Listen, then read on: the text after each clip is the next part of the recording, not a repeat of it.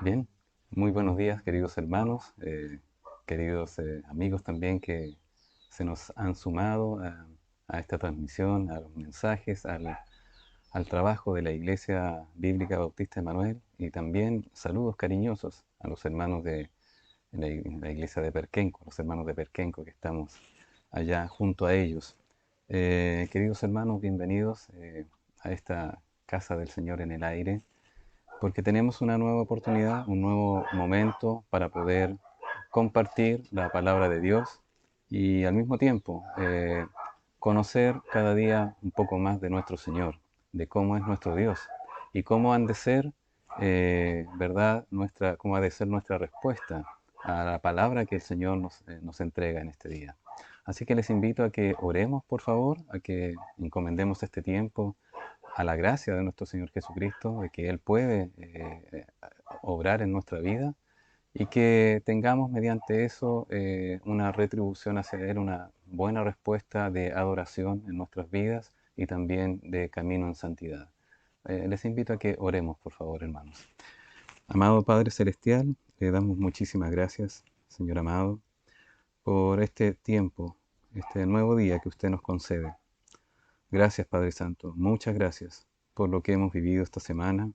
Gracias, Señor, por el mensaje de la semana pasada, Señor, que nos hizo pensar, ¿verdad?, en cómo eres tú. Padre bendito, misericordioso, le queremos agradecer también el hecho de poder abrir nuestros ojos en este nuevo día, sabiendo que muchas personas están muy complicadas, Señor, otras han partido. Y tú, Señor, que sigues trabajando en medio de tu pueblo, en medio de tu iglesia y por medio de ella también hacia este mundo que está perdido, Señor, nos das la oportunidad de poder seguir equipándonos, Señor, en tu palabra y en tu misericordia. Padre Santo, gracias por lo que nos da. Por favor, mire nuestros corazones, Señor, y reprenda, Señor, aquello que no le agrade. Y mi Dios, úsanos para su gloria. En el nombre de Cristo Jesús oramos. Amén. Queridos hermanos, les invito a que tengan sus Biblias allí a mano y puedan abrirla en el Evangelio de Mateo, capítulo 16. Vamos a ver cuatro versículos, perdón, de esta primera parte, en este lugar en el cual en el capítulo muy importante también, todos los capítulos son importantes, y hay una parte en la cual también el Señor muestra cuál es el fundamento de la iglesia, que es la persona de Cristo mismo. Pero antes de eso, el Señor también tiene otro encuentro. Bueno, para el mundo podría decirse un encuentro no deseado, pero en realidad es algo que está planificado, que está con el consejo anticipado y que al mismo tiempo Él nos enseña muchas otras cosas por un grupo de personas. Dice la palabra del Señor, eh, Mateo capítulo 16, versículos del 1 al 4. Vinieron los fariseos y los saduceos para tentarle, y le pidieron que les mostrase señal del cielo. Mas él respondiendo les dijo, cuando anochece, decís, buen tiempo, porque el cielo tiene arreboles. Y por la mañana, hoy habrá tempestad, porque tiene arreboles el cielo nublado.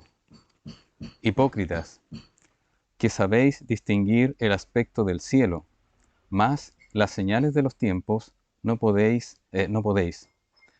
La generación mala y adúltera demanda señal, pero señal no le será dada, sino la señal del profeta Jonás. Y dejándolos, se fue. Este es un episodio que viene nuestro Señor Jesucristo de regreso de la tierra de Decápolis, el lugar donde Él había alimentado a los 4000. Muchas personas han pensado, bueno, no habrá aquí un error en cuanto a 4000, 5000. No, son dos eventos completamente distintos. El de los 5000 fue allá en el norte del mar de Galilea, allá en Betsaida Julias, ese lugar es especial y bien apartado en el desierto prácticamente, o parte desértica, pero bien apartado con un monte en el cual subió nuestro Señor Jesucristo a orar. Pero este otro está en el sur, en la parte de Decápolis, también suroriente del mar de Galilea. Ahí donde se le acercaron muchas personas también para él sanar. Y a esas personas en la cual estuvieron, sí, escuchando al Señor Jesucristo durante casi 3 días, él también los alimentó. porque tenía compasión de él. Es un Dios, Jesús es un Dios de compasión, es el Dios de la compasión. Ahora vienen de regreso del lado oriente del mar de Galilea, atraviesan y cruzan. Al cruzar llegan a la siguiente ribera, a la ribera opuesta, que es la parte donde se encuentran varias ciudades. De norte a sur, recuerdan ustedes, está Capernaum, ¿verdad? Después más al sur está Tiberias y está entre medio, más o menos por allí se encuentra la ciudad o la región de Magdala. Antes habíamos visto que había llegado también a ese lugar, un lugar de Genezaret. Bueno, está en la misma costa del poniente, esta región de Magdala, a la cual llega nuestro Señor. Y en ese lugar es donde tiene este encuentro con estos grupos, los fariseos y los saduceos. Ahora bien, este mensaje en particular tiene un, un aspecto relevante. Si bien es cierto, es como casi la segunda vez o la segunda vez que le hacen esta misma pregunta de que los fariseos querían ver una señal de parte del Señor, en este caso una señal del cielo, a diferencia del capítulo 12 de Mateo. Aquí también tenemos que ver cómo es que ocurren estas cosas y por qué ocurren estas cosas también en este episodio. Fíjese, nuestro Señor Jesucristo llega y dice la palabra de Dios, versículo 39 del capítulo 15.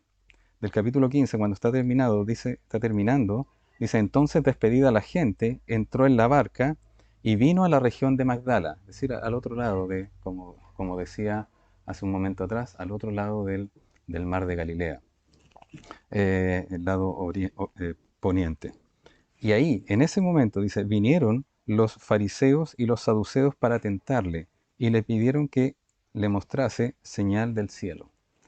Ahora, antes de entrar en detalle de todo esto, quiero compartir algo que a veces nosotros hemos escuchado. No sé si usted ha tenido la oportunidad de escuchar de un hombre llamado François-Marie Arouet. Quizás el nombre no le dice mucho, pero por su seudónimo lo ubique. Este hombre, François-Marie, tuvo un seudónimo de Voltaire. Voltaire, este hombre conocido, ¿verdad?, por su ateísmo, por sus comentarios ácidos respecto de la palabra de Dios, que vivió entre 1694 y 1778. Él murió mnemotécnicamente el año en que nació Bernardo Higgins en Chile, y allá en Francia ya estaba muriendo. Eh, en, más o menos para tener una idea, este hombre fue un escritor reconocido, también fue historiador, fue filósofo también y de profesión fue abogado. Eh, También dentro de su agrupación de credos, él perteneció a la francomasonería o la francmasonería, si se quiere. Eh, Dentro de sus frases célebres que se pueden recordar, algunas como digo bastante fuertes respecto del Señor, de la creencia y de la Biblia, él dijo en un momento, dijo que el ateísmo es el vicio de unas pocas personas inteligentes. ¿Por qué? Porque en aquel tiempo Voltaire representa el pensamiento de esa nueva época que se estaba viviendo en Europa, que era la Ilustración, que era el racionalismo, en el cual querían ponerle la razón, en este caso obviamente la razón humana, a todas las cosas que se daban. Por lo tanto se comenzó a cuestionar todo lo que era la palabra de Dios, de si realmente habían sido los milagros, a buscarle una explicación entendible racionalmente. Y respecto, ¿verdad?, a esto de los milagros, a esto de que el Señor Jesucristo hacía cosas, fíjese lo que Él dijo, y Él escribió en una de sus obras. Él dijo lo siguiente, dijo, incluso, note bien, incluso si debiera efectuarse un milagro en el mercado abierto ante 1 millar de testigos sobrios, prefiero desconfiar de mis sentidos antes que admitir un milagro. Incluso si debiera efectuarse un milagro en el mercado abierto ante un millar de testigos sobrios, dijo él, prefiero desconfiar de mis sentidos antes que admitir un milagro. Este pensamiento representaba a mucha gente emergente en ese tipo de raciocinio, ¿verdad? De aquella época, y obviamente hoy en día también representa a muchas personas que dicen, esto no puede ser posible, esto no debió haber pasado, esto no pudo haber sucedido, algo no está bien, porque esto tiene que haber alguna explicación para que hayan sucedido estos milagros. No existen los milagros en el fondo. El tema es que muchas personas que son representadas por este pensamiento, ya sean incrédulas, ateas, agnósticas, indiferentes, escépticas, darwinianas, evolucionistas, este tipo de gente siempre encontrarán, y óigame bien, siempre encontrarán la forma de negar la verdad, aunque los hechos estén delante de sus ojos. Ocurrió un milagro, fue resucitado Lázaro, fue resucitada la hija de Jairo. No, tiene que haber una explicación. No puede ser. Las personas antiguamente eran más ingenuas. Por eso ellos se tragaron todas estas cosas. No fue así. Las personas de la época de Jesucristo eran muy inteligentes, muy inteligentes. Y si usted quiere comparar respecto de lo que hoy en día, en aquel tiempo existían también muchos, el pensamiento de filósofos, ¿verdad? El pensamiento de matemáticos, el pensamiento de astrónomos, el pensamiento de físicos griegos y también orientales que daban mucha altura respecto, ponían la vara muy alta para todas las futuras generaciones, de cómo ellos, con tan escasos recursos, solamente con la observación, podían encontrar ideas que hoy en día todavía están vigentes y dominan el mundo contemporáneo. Eh, como reza el viejo dicho, no hay peor ciego que aquel que no quiere ver. Y este es el tema de hoy en día, de la palabra del Señor. En este mensaje vamos a ver cómo los fariseos y los saduceos se acercan a Jesús para demandar una señal. Vamos a ver también cómo nuestro Señor Jesucristo revela los corazones de fariseos y saduceos, por qué realmente la están pidiendo. Y en tercer lugar vamos a ver cómo nuestro Señor Jesucristo les niega esta señal que ellos están pidiendo, les niega la demanda que ellos están haciendo, pero sí les dice que va a haber una señal final. Y posteriormente usted puede sacar su propia conclusión, que es la que la palabra del Señor nos entrega. Vamos a ver entonces el caso. Los fariseos y saduceos se acercan a Jesús. Nuevamente dice la palabra del Señor, versículo 1, vinieron los fariseos y los saduceos para tentarle y le dijeron y le pidieron que les mostrase señal del cielo. Es interesante ver ahora cómo es el caso de fariseos y saduceos. Anteriormente habíamos visto otro episodio en el cual se acercaban los fariseos con los escribas, porque ellos eran los intérpretes de la ley, los traductores, perdón, los copistas, eran aquellos curadores de la palabra de Dios, los guardadores de la palabra de Dios, y aquellos que tenían también la misión de interpretarla y de aplicarla a los aspectos cotidianos de la vida, que eran los escribas. Eran personas muy importantes, muy influyentes.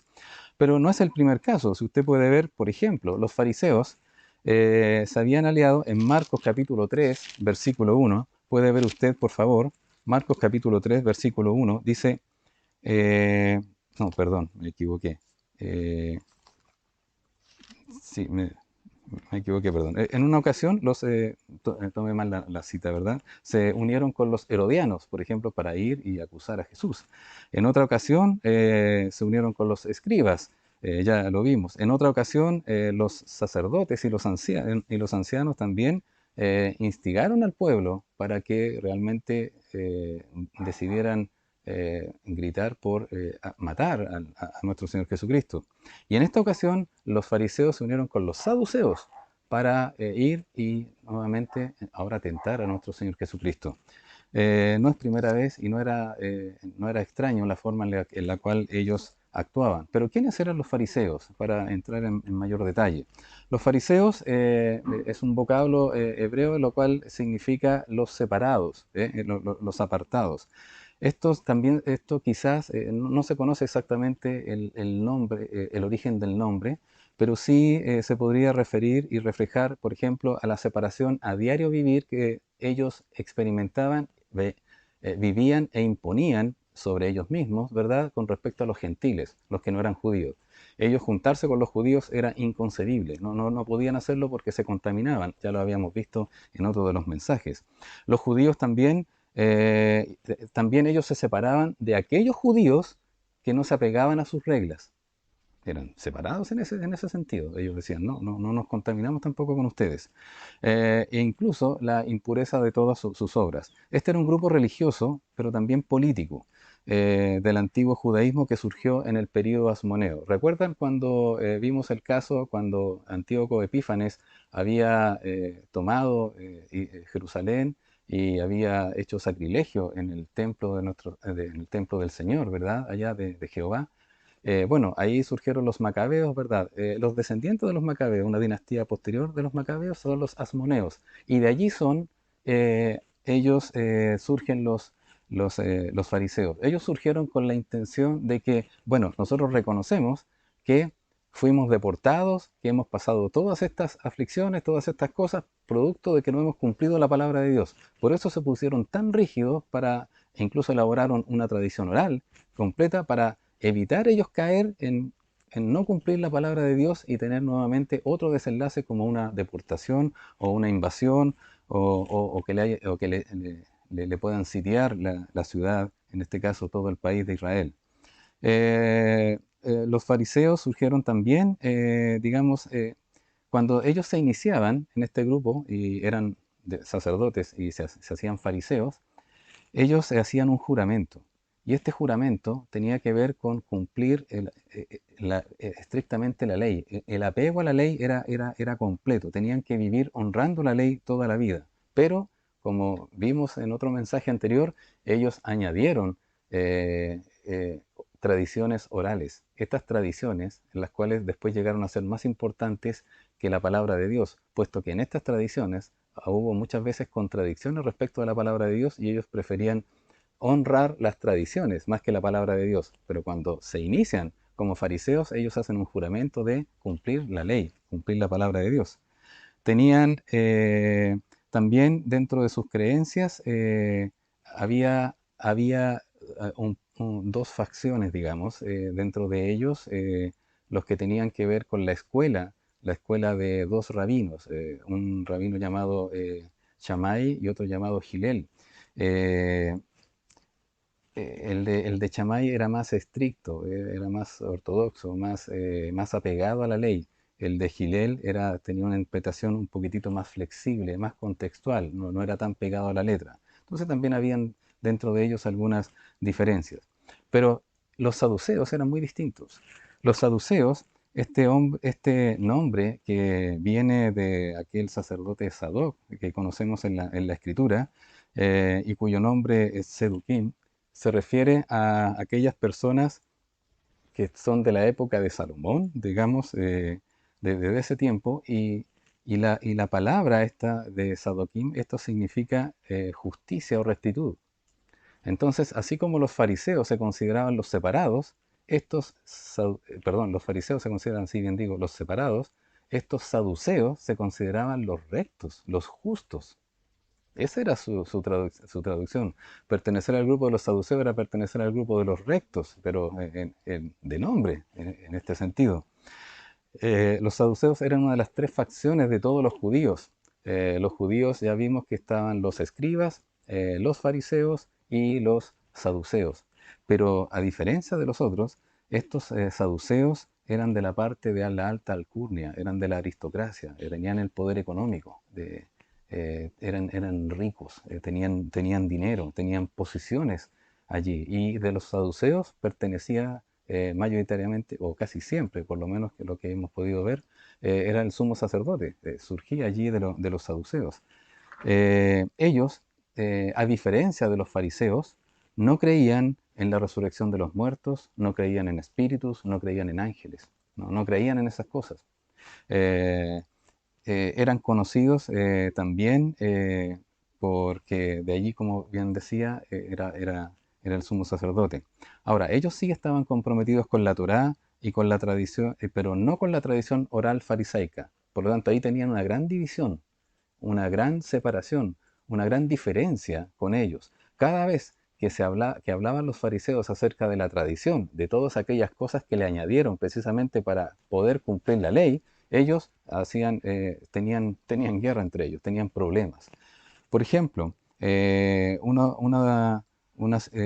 cuando en los tiempos de Jesús, en los tiempos de Jesucristo, el Sanedrín, este grupo compuesto de 70 personas, más el sumo sacerdote, en total 71, estaba compuesto por lo siguiente: 24 sacerdotes, de los cuales la mayoría eran saduceos. También estaban 24 ancianos, que eran los maestros, que eran las personas de sabiduría. Estos 24 ancianos eran saduceos y fariseos. En el primero eran sacerdotes, la mayoría saduceos, pero en estos 24 ancianos, así es como se distribuían los escaños en este Sanedrín, en este grupo de élite, en este grupo político, ¿verdad?, que gobernaba la nación tanto política como religiosamente. También existían 22 escribas, y ellos eran escribas solamente. Y había un sumo sacerdote, que era saduceo. Por tanto, ellos tenían mayor peso en el Sanedrín. Eh, Era tal la rivalidad entre fariseos y saduceos, conocida por todos, que en cierta ocasión el apóstol Pablo tomó ventaja, por decirlo de una manera, de esta situación cuando se encontraba frente al concilio. Al término, el apóstol Pablo, de su tercer viaje misionero, llegó a Jerusalén y ahí fue tomado prisionero. Después de haber pasado por Cesarea, ¿verdad?, llegó a Jerusalén para estar allí y fue tomado prisionero. Lo iban a juzgar, precisamente por querer pervertir el judaísmo y por querer pervertir las tradiciones, y por decir que, bueno, para ellos, para los judíos era una herejía lo que predicaba el apóstol Pablo, de que había salvación en Jesucristo. Entonces, en el libro de los Hechos, capítulo 23, Hechos capítulo 23, versículos del 6 al 8, leemos lo siguiente. Dice: entonces Pablo, notando que una parte era de saduceos y otra de fariseos, alzó la voz en el concilio. Varones hermanos, dijo él, varones hermanos, yo soy fariseo, hijo de fariseo, así era Pablo, acerca de la esperanza y de la resurrección de los muertos se me juzga. Y cuando dijo esto, de la resurrección de los muertos, cuando dijo esto, se produjo disensión entre los fariseos y los saduceos que estaban ahí en el concilio. Y la asamblea se dividió, porque los saduceos dicen que no hay resurrección, ni ángel, ni espíritu, pero los fariseos afirman estas cosas. Entonces, cuando vio el apóstol Pablo que esto sucedió allí, que estaba presente, estaba compuesto este concilio, y obviamente lo veía y él lo sabía, porque él era fariseo, dijo: aquí hay fariseos y aquí hay saduceos, entonces voy a hablar acerca de la resurrección de los muertos. Y quedó ahí la escoba. Bueno, tuvieron que tomar a Pablo porque si no casi lo despedazan después, lo tuvieron que tomar y después lo llevaron donde las autoridades romanas en este caso. Eh, la pregunta es: ¿cómo es entonces estos grupos con doctrinas irreconciliables entre ellos? ¿Cómo es posible que hayan unido, que ahora lleguen donde el Señor Jesucristo y digan, dice la palabra de Dios en Mateo 16:1, dice: vinieron los fariseos y los saduceos? ¿Por qué? Porque en esta ocasión, habiendo llegado a Magdala y llegaron estos hombres, tanto fariseos como saduceos tenían un enemigo en común. Ese enemigo en común es Jesucristo. Hoy el mundo no creyente, hay un enemigo en común, que es Jesucristo. Este enemigo en común es Jesucristo. Y por eso el mundo es tan hostil a Jesucristo, porque no pueden permitir, no pueden pensar que alguien venga a ponerle ciertas normas las cuales ellos no están dispuestos a vivir. Esto es retrógrado, esto es anticuado, esto es anacrónico. No puede ser que en estos tiempos tengamos que vivir como en aquellas culturas, pero no es así. A lo largo de la historia de la humanidad, el hombre es exactamente igual de pecador y de pervertido. Y el hombre necesita un Salvador, necesita al Salvador, necesita al único Salvador, que es Jesucristo. Y el hombre de por sí por naturaleza propia, rechaza la idea de que alguien le venga a salvar, aunque lo necesita, aunque está perdido, aunque en la soledad de su habitación, en la soledad, en sus tiempos en los cuales está solo, sabe que está con una condición en la cual a alguien debe darle cuentas. Dios ha puesto eso en su conciencia. Y la verdad es que todos los hombres algún día van a tener que dar cuenta ante Dios de lo que hagan en esta vida. La única vida que usted tiene, una sola vida que Dios ha dado. En Marcos, capítulo 8, versículo 11, dice la palabra de Dios: vinieron entonces los fariseos y comenzaron a discutir con él, pidiéndole señal del cielo para tentarle. Aquí muestra también en una forma sinóptica que eran los fariseos los que habían tomado la iniciativa y que fueron donde el Señor Jesucristo y sumaron a este grupo los saduceos. Ahora, los saduceos, como son aquellos que tienen más recursos, más dineros, más posición, ellos no van a una causa solamente por sí. A ellos también les interesaba enfrentarse a este enemigo común. Entre ellos, entre fariseos y saduceos, realmente no se pasaban, no tenían ningún punto. Yo me imagino aquel, si pudiéramos decir aquel congreso, pero en realidad era donde ellos ministraban la nación, que era el Sanedrín, cómo ellos tenían que luchar para ponerse de acuerdo en muchas cosas, por las tremendas diferencias que tenían. Sin embargo, ante el Señor Jesucristo, perfectamente se unieron. Eso es lo que hace el mundo hoy en día, se une contra Jesucristo, lo detesta, no lo quiere, no quiere a Jesucristo. Pero un día nuestro Señor Jesucristo, el mismo que mataron, el mismo que resucitó de entre los muertos, el mismo que ascendió a los cielos, el mismo que está preparando morada para aquellos que le reciben en sus corazones y son salvos por la gracia de Dios, ese Señor Jesucristo va a volver a esta tierra y va a venir a gobernar y va a venir a regir con vara de hierro, como dice el libro de Isaías. Entonces, llegaron estos hombres en segundo lugar, llegaron estos hombres y demandaron una señal de Jesús. A pesar de todos los hechos extraordinarios que nuestro Señor Jesucristo ha hecho, usted puede ver desde el capítulo 8 más o menos, en mucho detalle, 8, 9, 10, y todos aquellos, incluso en el 13, cuando habla de las parábolas, en el 14, en el 15, todos aquellos que solamente viendo el caso de Mateo, a pesar de todos los milagros, de los hechos extraordinarios que el Señor Jesucristo había hecho, vienen fariseos y saduceos y osan pedirle una señal del cielo. No les bastó con todo lo que había sucedido. Quizás un hecho portentoso, dice ahí: vinieron los fariseos para tentarle y le pidieron que les mostrase señal del cielo. Señal del cielo, quizás un hecho portentoso. Quizás ver, por ejemplo, ellos lo que más anhelaban, ver al Imperio Romano a los pies de los judíos. Eso sí, eso tendría que hacerlo el verdadero Mesías. Si él era el Mesías, entonces que instalara el templo con poder y la gloria que ellos habían leído en el Antiguo Testamento, que era en realidad el vigente testamento que tenían en ese momento, el Tanaj, ¿verdad? Junto con la Torá, que era el Pentateuco. Ellos quizás habían leído lo que decía el profeta Joel, ¿verdad? En Joel capítulo 2, versículo 1, en Joel capítulo 2, versículo 1 y 2. Dice, esto es cuando esté el Mesías, dice: tocad trompeta en Sión. Joel capítulo 2, versículos 1 y 2. Tocad trompeta en Sión y dad alarma en mi santo monte. Tiemblen todos los moradores de la tierra, porque viene el día de Jehová, porque está cercano. Día de tinieblas y de oscuridad, día de nube y de sombra. Como sobre los montes se extiende el alba, así vendrá un pueblo grande y fuerte, semejante a él no lo hubo jamás, ni después de él, ni lo habrá en los años en muchas generaciones. Bueno, muéstranos esto, cómo cambia el cielo. Queremos ver eso. O quizás en Joel 2, del 30 al 31, dice: y daré prodigios en el cielo y en la tierra, sangre y fuego y columnas de humo. El sol se convertirá en tinieblas y la luna en sangre, antes que venga el día grande y espantoso de Jehová. Bueno, muéstranos esto. Si eres el Mesías, muéstranos estas cosas. Queremos ver estas cosas. Aparentemente suena razonable, pero Jesús va después a revelar lo que hay en el corazón de estos hombres. Eso suena razonable, ellos que le estén pidiendo estas cosas. Pero la verdad es que Jesús muestra claramente, posteriormente va a mostrar cómo, ellos estaban, cómo era su corazón.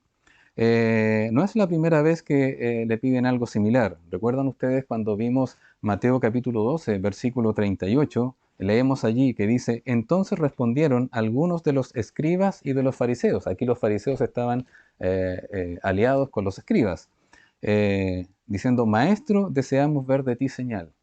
Maestro, no lo reconocían como Dios, no lo reconocían como Mesías, no lo reconocían como aquel que había sido enviado del cielo a la tierra. No, era un maestro que deseamos ver de ti señal. Ahora están concertados fariseos con sus enemigos, los saduceos, por decirlo de una manera suave.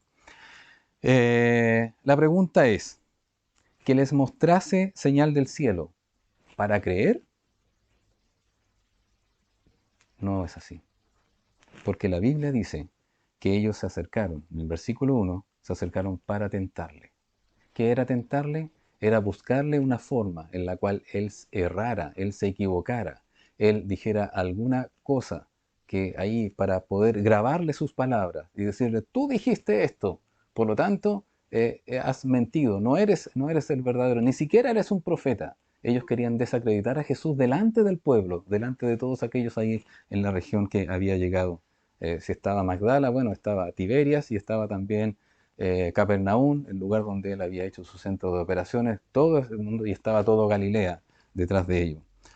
Eh, los fariseos y saduceos, en este caso, creían que la petición que le hicieron al Señor, él no podía realizarla.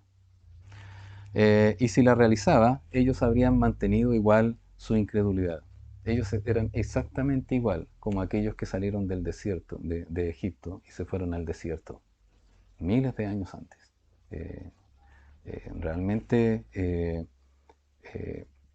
las personas, cuando tienen una idea preconcebida y les muestran una razón y otra muestra y otra muestra, es difícil que vuelvan a cambiar.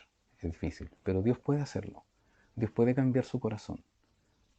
Cambió el mío, cambió el de muchas personas, cambió el de personas acérrimas, enemigas del cristianismo, como el mismo apóstol Pablo. ¿Y no podrá cambiar el suyo? Ahí es donde necesita usted arrepentirse y usted reconocer de que Jesucristo es Dios y Jesucristo es el único Salvador. Estos hombres, en estricto rigor, no desconocían los milagros. Sabían que habían cosas sobrenaturales. Sabían que Jesús había hecho cosas que no tenían explicación racional. De hecho, más adelante, cuando nuestro Señor había ascendido a los cielos después de haber resucitado, Él siguió haciendo milagros. Esos milagros los hizo por medio de sus apóstoles y quedaron registrados en el libro de los Hechos. Aún el apóstol Pablo, en la carta a los Corintios, dice las señales de apóstol han sido hechas en medio de vosotros. Cuando él habla en 2 de Corintios, hacia ellos diciendo que estaban autentificados los apóstoles porque ellos podían hacer estas señales y dar cuenta de que ellos eran los hombres autorizados para hablar en nombre del Mesías, hablar en nombre de Jesucristo, del único Dios. En Hechos capítulo 4, versículo 16, vemos lo siguiente. Vemos que el apóstol Pedro y también Juan, ellos habían protagonizado un milagro de haber sanado a un cojo de nacimiento. Y ellos fueron llevados ahí al concilio, también, delante de estos mismos hombres que crucificaron a Jesucristo. Habían pasado unos días nomás de la crucifixión. Y en el capítulo 4, versículo 16 de los Hechos, dicen aquí estos hombres, después de haber interrogado a Pedro y a Juan, dice, ¿qué haremos con estos hombres? Hablando de Pedro y de Juan. Porque de cierto señal manifiesta ha sido hecha por ellos, notoria a todos los que moran en Jerusalén, y no lo podemos negar. No podían negar los hechos, no podían negar los milagros de estos hombres, de Pedro y de Juan, que habían hecho en particular con el cojo de nacimiento. Pero Pedro, habiendo predicado ahí donde se convirtieron 5.000 personas, dijo, no piensen que he sido yo. Jesús de Nazaret lo hizo, aquel que ustedes mataron. Él lo hizo. Jesucristo seguía haciendo milagros por medio de estos hombres. Y hoy en día nuestro Señor Jesucristo sigue haciendo milagros.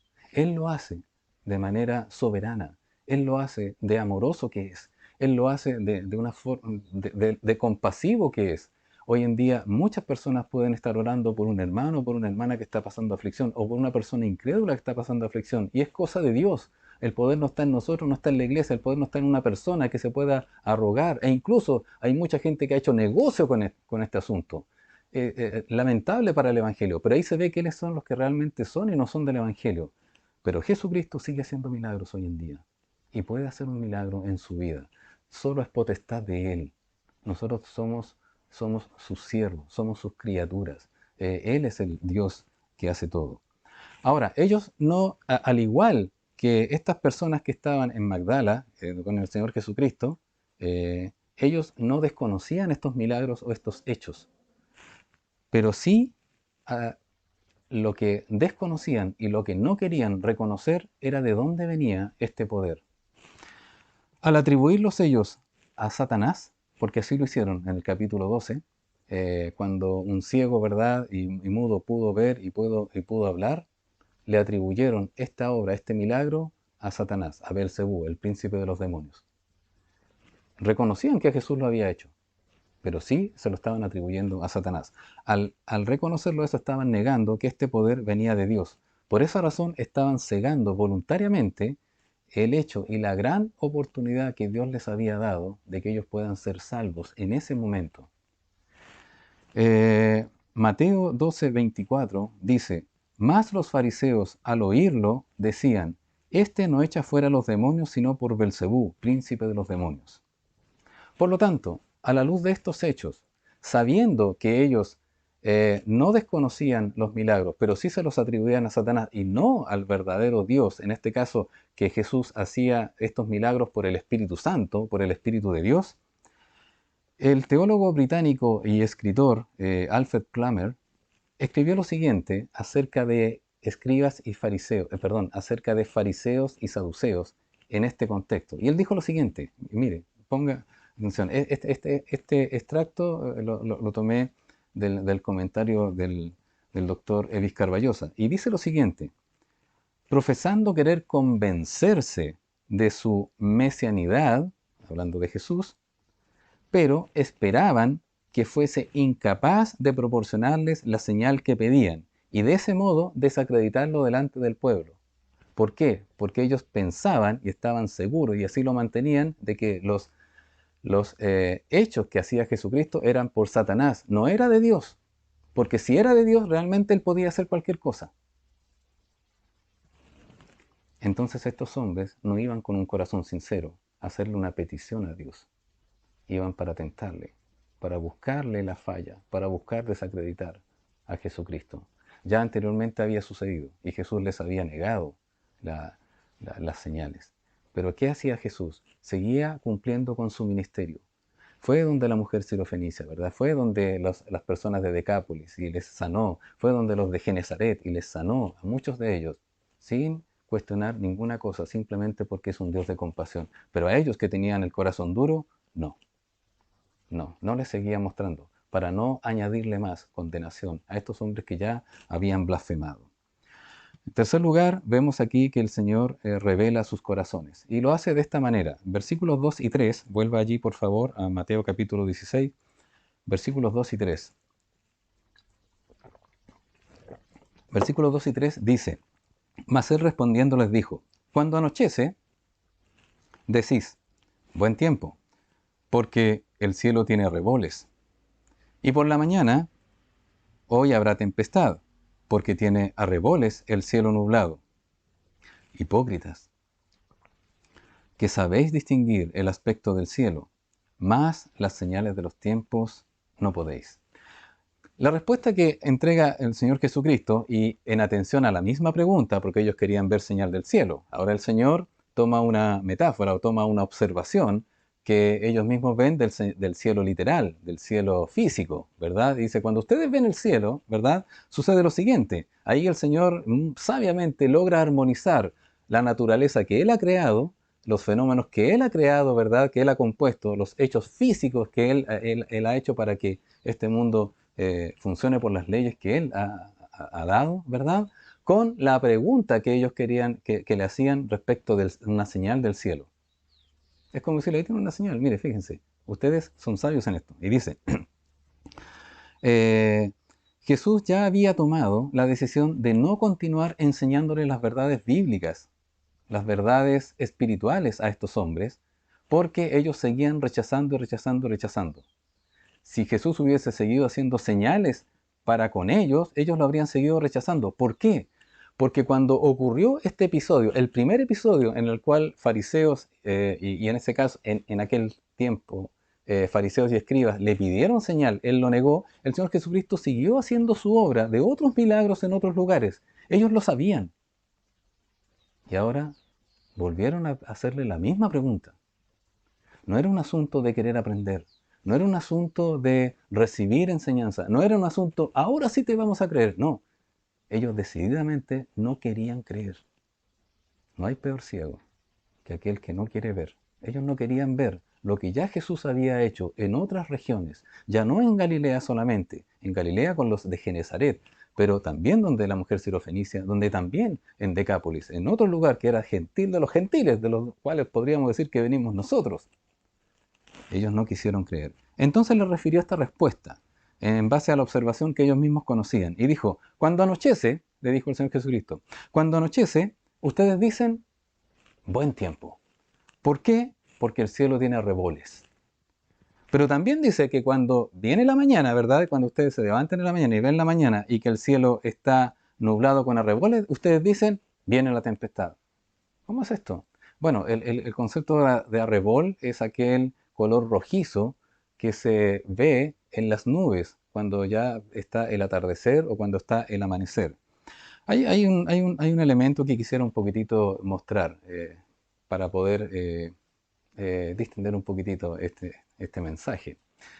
Imagínese usted que esta pepita que está aquí es una gútula de las que de las que se forman, por las que forman las nubes. Ustedes saben que las nubes no es vapor, sino que las nubes están conformadas por pequeñas gútulas, pequeñas gotitas imperceptibles que son de agua y que son tan livianas, ¿verdad?, que están allá en los cielos. En condiciones normales se ven blancas, pero imagínese la luz del sol, y aquí tenemos una luz, atraviesa una de esas pequeñas gutulitas, a la- pasa aquí. ¿Qué es lo que ocurre? Ocurren varios fenómenos sobre esto. Y usted lo puede ver cuando, por ejemplo, si alguien está regando en algún momento y usted ve la luz ahí que está pasando. Usted puede ver que la luz que viene del sol, una parte rebota en esta pequeña gútula imperceptible para nuestros ojos. Rebota. Eso se llama reflexión. Y ese reflejo es el que ven las personas cuando el sol está debajo, ¿verdad?, de las nubes y se ve de un color rojizo. ¿Por qué se ve de un color rojizo? Porque esta gútula también tiene otro fenómeno que absorbe parte de la luz del sol.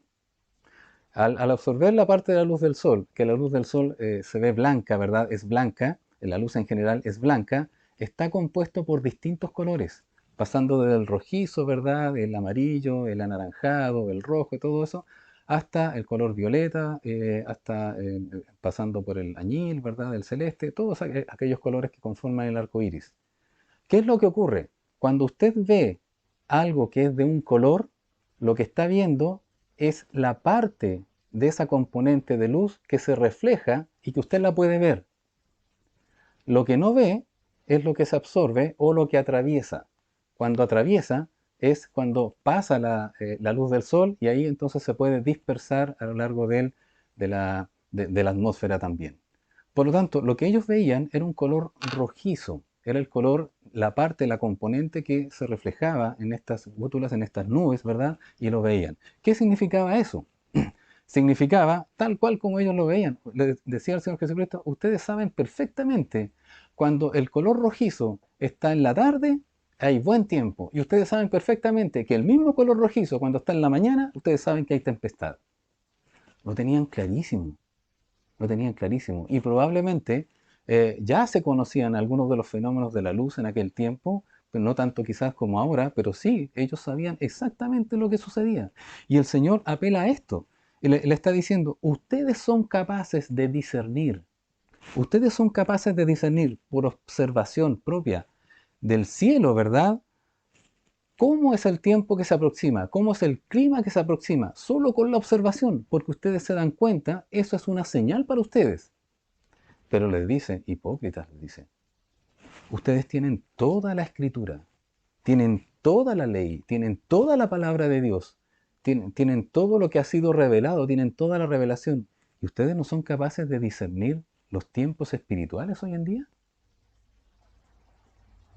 ¿Qué, qué golpe tiene que haber sido para ellos? Ellos que pasaban la vida, estudiando, copiando y viendo supuestamente y tenían una alta reputación ante el pueblo. Ellos querían desacreditar a Jesús delante del pueblo y quedaron desacreditados ellos, porque ellos debían saber que tenían al Mesías enfrente por las cosas que hacía. Le dijo, ustedes pueden reconocer todas estas cosas, conocen hasta la ciencia incluso. Yo recuerdo que mi abuelita, que ya no está en este mundo, ya partió, eh, murió casi a los 96 años. Me recuerdo que me parece que una vez lo compartí con la iglesia. Mi abuelita tenía un dicho que decía, viento norte, sur oscuro, aguacero seguro. Y la verdad es que le funcionaba, porque cuando aparecía este viento, y no era un libro de Mateo, desde el capítulo 8 en adelante, sanó un leproso.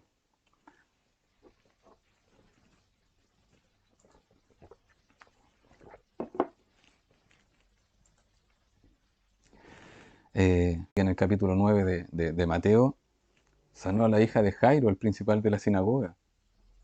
A ella la resucitó porque había muerto.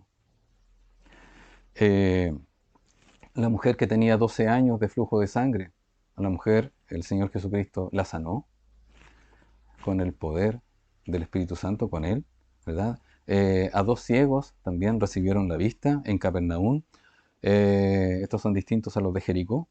Eh, eh, Hizo la alimentación de los 5.000 en Bethsaida Julias, allá al norte, al nororiente del mar de Galilea, en el capítulo 14 de Mateo. También en el capítulo 14 Jesús anduvo sobre el mar, no fue en la orilla, fue en un lugar en el que perfectamente habían 20 o 30 metros de profundidad en la parte donde andaba la barca de los discípulos. Eh, Sanó también a los enfermos que estaban en Genezaret, también lo predicamos, ¿verdad? Libró de un demonio a la hija de la mujer sirofenicia, aquella mujer de una fe digna de imitar. Sanó a muchos enfermos en Decápolis y también alimentó a 4.000 en Decápolis. ¿No les basta eso? No les basta. Ese es el ministerio del Mesías, que progresivamente él no podía adelantarse a ninguna de las cosas, pero él tenía que hacer las cosas, tenía que hacer las obras que el Padre le había mandado que hiciese. ¿No les basta eso? No, a ellos no les bastaba eso. Querían ver señal del cielo. No era para creer, era para tentarlo, era para hacerlo creer, para hacerlo caer.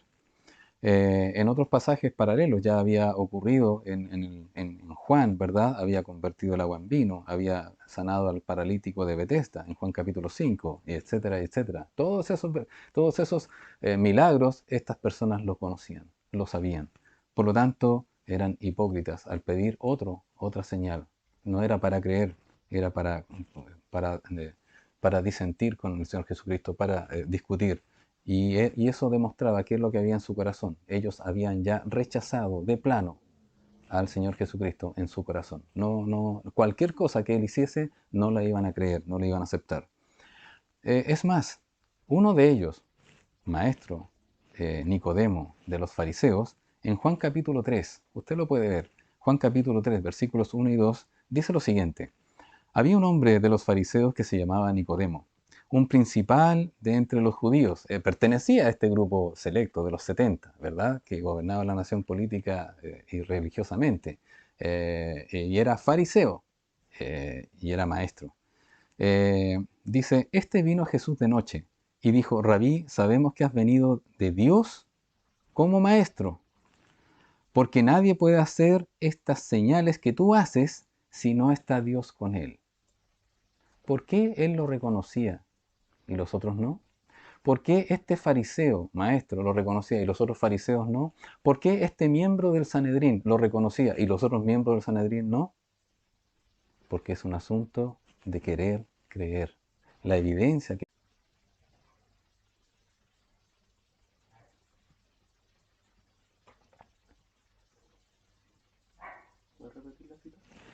En Mateo capítulo 11, versículos del 2 al 6, leemos: Y al oír Juan en la cárcel, Juan el Bautista, los hechos de Cristo, él quiso preguntar, aunque Juan el Bautista lo había presentado, Dios lo había presentado cuando él lo bautizó, él quería estar seguro, por decirlo de una manera, o quería quizás que esto quedase para la posteridad.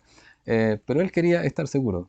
Envió a dos de sus discípulos para preguntarle, versículo 3 dice, para preguntarle: ¿eres tú aquel que había de venir, o esperaremos a otro? Versículo 4. Respondiendo Jesús les dijo: Id y haced saber a Juan las cosas que oís y veis. Los ciegos ven, los cojos andan, los leprosos son limpiados, los sordos oyen, los muertos son resucitados, y a los pobres se ha anunciado el Evangelio. Y bienaventurado es el que no halle tropiezo en mí.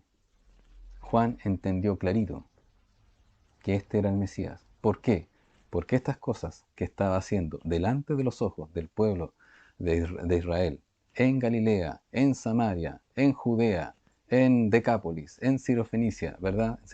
Allá, en todos esos lugares, eran las señales que el Mesías haría. Jesús no vino a sanar enfermos solo por sanar enfermos. Jesús no vino a resucitar muertos solo por resucitar muertos. Jesús no vino a hacer milagros solo para hacer milagros. Jesús vino a hacer estas cosas para mostrar que estas eran señales que Él era el Mesías, porque nadie otro podía hacer estas cosas.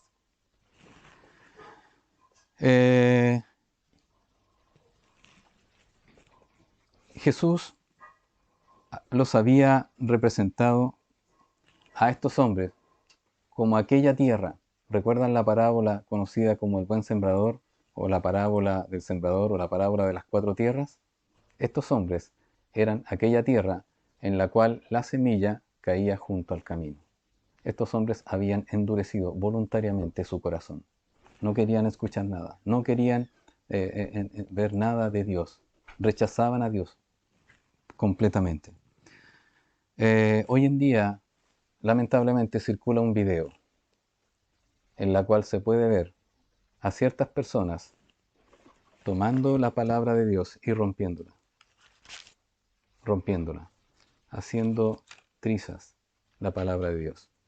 Un día el Señor Jesucristo va a venir y va a juzgar a estas personas que están rompiendo la palabra de Dios. Es posible que usted no rompa la palabra de Dios físicamente, pero es posible perfectamente que la palabra de Dios, cuando llega a su corazón, rebote como aquella luz que llega a las gútulas de las nubes y rebota, en lugar de penetrar y traspasar, en lugar de que haya absorción, en lugar que haya difracción y que usted sea una fuente de luz. La palabra de Dios está rebotando en usted.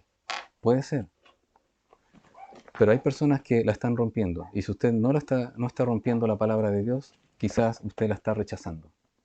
Y dice: no, ¿qué cosa se está diciendo este hombre? No me crea a mí, créale a la palabra de Dios, porque un día la palabra de Dios le va a juzgar. Este es el mismo caso de Voltaire, cuando dijo: incluso si debiera efectuarse un milagro en el mercado abierto ante 1.000.000 de testigos sobrios, prefiero desconfiar de mis sentidos antes que admitir este milagro. Lo mismo que dijo Voltaire, lo estaban haciendo estas personas. Obviamente Voltaire 1770 años después de esto. No hay peor ciego que aquel que no quiere ver. ¿Usted es ciego? Si usted es ciego, créame que Dios puede abrir le puede iluminar. ¿Y qué es lo que le ilumina? La palabra de Dios. ¿Cómo? Usted teniendo un corazón dócil a la palabra de Dios y creyendo lo que la palabra de Dios está anunciando. Finalmente, en el número 4, nuestro Señor Jesucristo le niega a los fariseos y a los saduceos esta señal, pero le anuncia una última señal. Qué misericordioso nuestro Dios. Si no les voy a dar esta señal, no se las voy a dar, pero sí se las voy a dar al último, cuando yo esté en la cruz. Dice la palabra de Dios, la generación mala y adúltera demanda señal, pero señal no le será dada sino la señal del profeta Jonás. Y dejándolos se fue. Ya no había caso con estos hombres. No querían entender. No era un asunto de racionalidad, no era un asunto de inteligencia, no era un asunto de capacidad. Era un asunto sencillamente de no querer creer. Y de esos hay muchas personas hoy en día. Los trató de generación mala y adúltera. Mala cuando esta acusación se habla de estos hombres en una forma, se refiere a un aspecto ético y moral. Y cuando habla de, de adúltero, está hablando de una idolatría. Prefieren adorar, querer, vivir la vida por otras cosas en lugar por Cristo. La palabra del Señor nos enseña claramente que aún el Señor, hasta el último momento de su vida, es posible que le espere para que usted se arrepienta. Estos mismos hombres, un día, 50 años, 50 días después que nuestro Señor Jesucristo murió, resucitó, estuvo 40 días aquí en la tierra y fue visto por más de 500 personas, 500 testigos. No fueron 500 ingenuos ni tontos, como habla la gente, eran 500 testigos. Estos atestiguaron de que Jesucristo efectivamente había resucitado.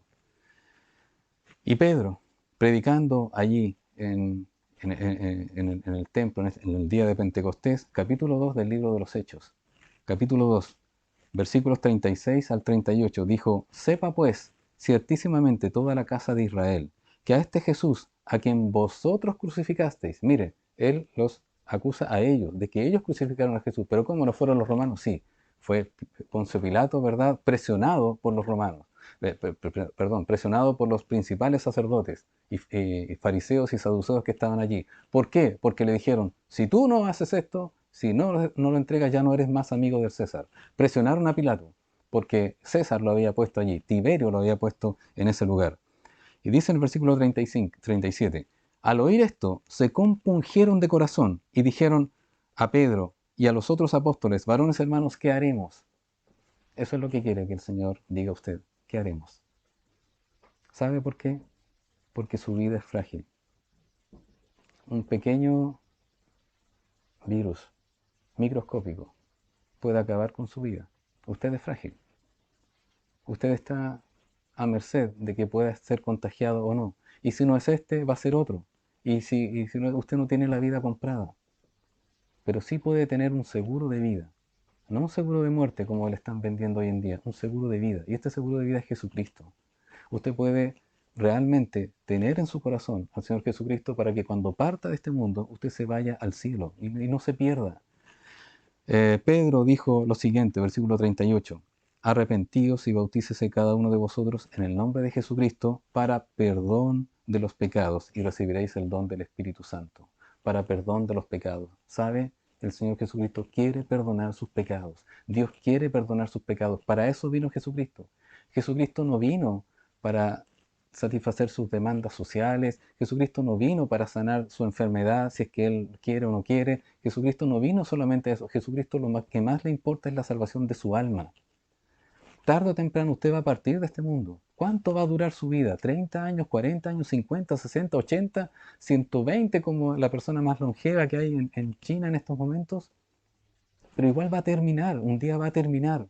Por favor, le ruego que considere las palabras de Cristo. No son las palabras mías, son las palabras de Jesucristo. La condición adúltera era una condición de, de,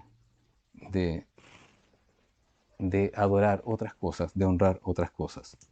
Eh, Ahora bien, eh, hacemos la siguiente pregunta. El Señor Jesucristo calificó a esa generación como mala y adúltera. Hagamos el siguiente ejercicio. Solamente piense, ¿cómo es esta generación? ¿Cómo la encuentra usted? Esta generación en la cual estamos viviendo, ¿cómo es? ¿Es mala y adúltera o es una generación buena? ¿O ha evolucionado? ¿O es mejor esta generación que la anterior? ¿Hay más maldad o menos maldad? ¿Hay más inmoralidad o menos inmoralidad? Es cosa que vea usted las cosas. Vea cómo vive este mundo.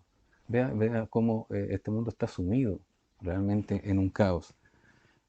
¿Cómo es esta generación? ¿Cómo fue la generación de nuestros padres? ¿Cómo es la generación actual? ¿Cómo es o va a ser la generación de nuestros hijos? ¿Cómo va a ser la generación de nuestros nietos? Peor, cada vez peor. ¿Y qué vamos a hacer como iglesia? ¿Vamos a dejar que ellos se pierdan?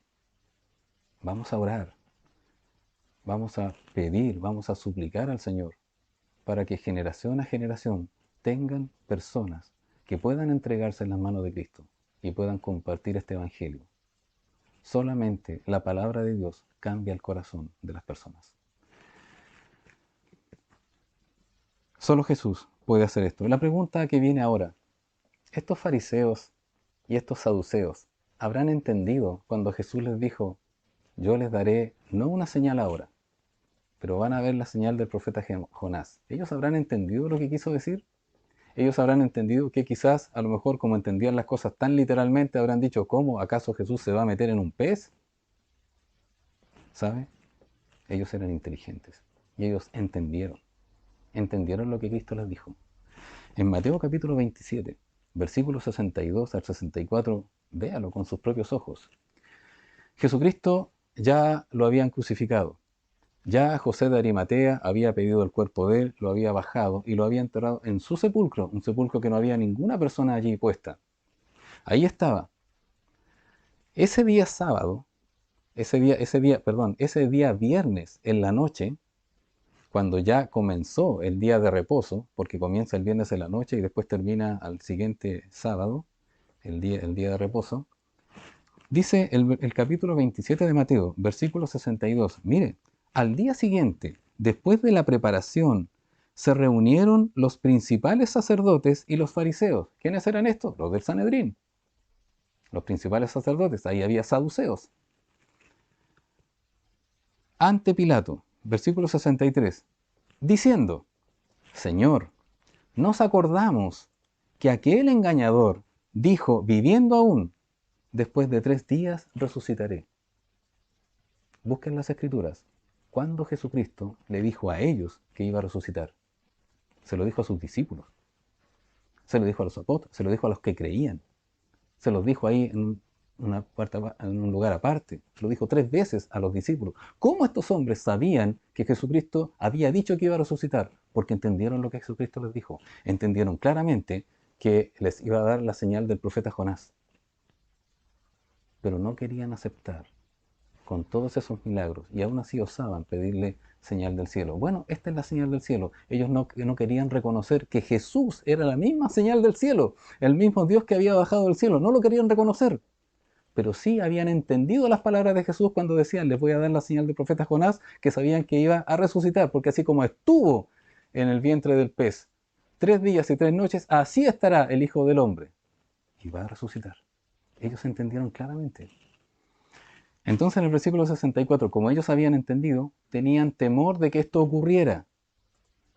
Pero ellos nuevamente querían tapar la verdad de lo que habían escuchado de los propios labios del Señor, del Rey de Reyes. Y querían tapar esta verdad, diciendo esto, manda pues que se asegure el sepulcro hasta el tercer día. No sea que vengan sus discípulos de noche, esto es lo que le decían ellos a Pilato para persuadirlo de que ponga una guardia, no sea que vengan sus discípulos de noche y lo hurten y digan al pueblo, resucitó de entre los muertos. Esto lo estaban diciendo para que Pilato picara, ¿verdad? Y Pilato pusiera Entonces dijeron ellos, será el postrer error peor que el primero. ¿Cuál es el postrer error? Que resucite. Ellos lo habían entendido claramente. Y yo digo, yo como Pablo Truyen, como una persona común y corriente, yo digo, ¿cómo ellos, habiendo entendido que iba a suceder eso, por qué no lo creían? ¿Por qué no lo creyeron si ya había dado muestra de todo lo que había hecho? La verdad es que lo habían entendido perfectamente y no quisieron nuevamente creer al Mesías, el Dios mismo que estaba enfrente de ellos. Jesús fue muerto por ellos mismos. Ellos lo mandaron a asesinar, lo mandaron a matar. Su hostilidad, su odio a Jesucristo. No olvide que este ya es el tercer año de su ministerio. Ya habían pasado 2 años en el cual Jesucristo había estado predicando, enseñando, llamando al arrepentimiento y haciendo las obras del Mesías. Ahora este era el tercer año. Pero Jesús se levantó de los muertos un día. Y un día vendrá a establecer su reino milenario en la tierra y regirá con vara de hierro. Allí ya no habrá, Él aplicará justicia. Después de eso vendrá el juicio ante el gran trono blanco. Conclusión. Usted ha visto la evidencia. Usted ha visto el corazón duro de estos hombres. ¿Su corazón es duro? Si su corazón es duro, créame que el Señor todavía tiene compasión. Pero va a llegar un día en que el Señor va a aplicar la regla de oro hacia usted. Tú me rechazas, yo te rechazo. Porque va a llegar un día en el cual ya no se puede revertir, ya no va a haber arrepentimiento, ya no va a haber gracia, ya no va a haber perdón. Ese día ocurre después de su muerte. Por eso usted tiene ahora la posibilidad de pedir perdón al Señor, de arrepentirse de sus pecados y vivir para su gloria. Vivir, porque este tiempo es corto y usted nació para su gloria, para la gloria de Dios. En Apocalipsis capítulo 1, versículo 7. Con esto terminamos. Apocalipsis capítulo 1, versículo 7.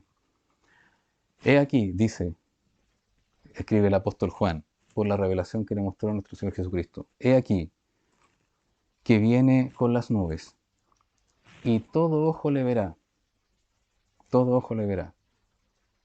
Es muy fácil pensarlo. Jesús es omnipresente, Él está en todas partes. No necesita internet, no necesita cámaras de televisión, no necesita transmisión en vivo vía satélite para ver que Jesucristo llegó en un lugar. Va a cubrir toda la tierra. Y dice, y todo ojo le verá, y los que los traspasaron, también aquellos que lo mataron, y su descendencia y todo aquello, van a ver a Jesús, el pueblo de Israel. Y todos los linajes de la tierra, dice, harán lamentación por él. Sí, amén.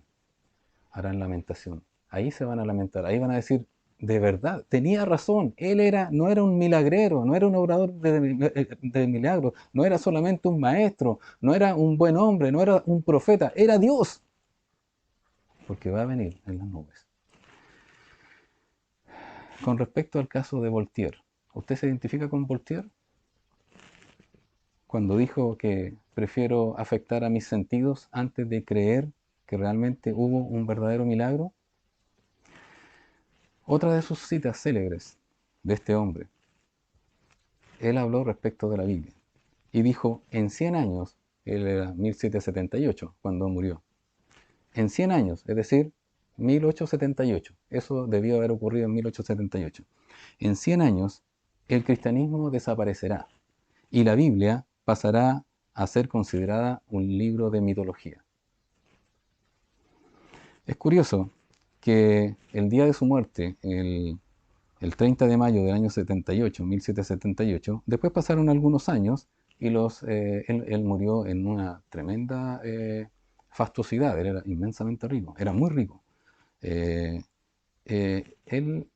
en su casa tenía una imprenta y las sociedades bíblicas de Francia, en este caso de Ginebra, compraron la casa de Voltaire y compraron sus bienes. No faltó mucho tiempo, en lo cual se empezó a reimprimir y reimprimir la Biblia. Hoy en día la Biblia está traducida a más de 2018 idiomas en todo el mundo y muchos dialectos. Nuestra hermana Soledad Olivero, que está trabajando ahora allá, no solamente en los Endowee, sino que ahora está con su corazón para ir cerca de Ucrania, allá al Cáucaso, ¿verdad? Volver allá, está traduciendo y sigue la palabra de Dios, impactando vidas en el mundo. Hermanos queridos, ¿quién tenía la razón? ¿Voltaire o Jesucristo? Mis palabras no pasarán. Jesucristo, de todas maneras. Hay mucha gente que se identifica con Voltaire, con Darwin, ¿verdad? Que se identifica con algunos escépticos. Y probablemente sus experiencias podrían dar cuenta de que tienen razón para creer en Él. Pero vea las evidencias de Jesucristo. Jesús le ama. Jesús no quiere que se pierda. No hay peor ciego que aquel que no quiere ver, como reza el dicho. Vamos a orar. Amado Padre Celestial, le damos muchísimas gracias, una vez más por su palabra. Y le agradecemos, Señor, que su palabra sea tan viva y eficaz para nuestros corazones. Padre bendito, dejamos en sus manos y oramos por todos aquellos que han escuchado la palabra y aún le siguen rechazando. Padre amado, eh, pedimos misericordia por ellos, porque sabemos que un día tú vas a cerrar la puerta definitivamente, pero tú eres un Dios de amor y de compasión, que has permitido que hasta el momento en que cada persona cierre los ojos a una oportunidad, Señor, de arrepentirse de sus pecados. Rogamos por todos aquellos, Señor, que nos escuchan. Y también rogamos por nosotros, para poder influir en esta generación que está alejada de ti, Señor, que busca un bienestar físico, social, y que no está mal, Señor, pero también lo más importante es que no descuide su alma. Padre Santo, rogamos para que tú sigas haciendo la obra en este mundo, Señor, por medio de tu iglesia y por medio, Señor, de cada siervo y cada sierva. En el nombre de Cristo Jesús oramos. Amén. Que el Señor les bendiga. Muchas gracias por la atención dispensada y que puedan disfrutar este día domingo, Día del Señor, junto a su familia. Que el Señor les bendiga.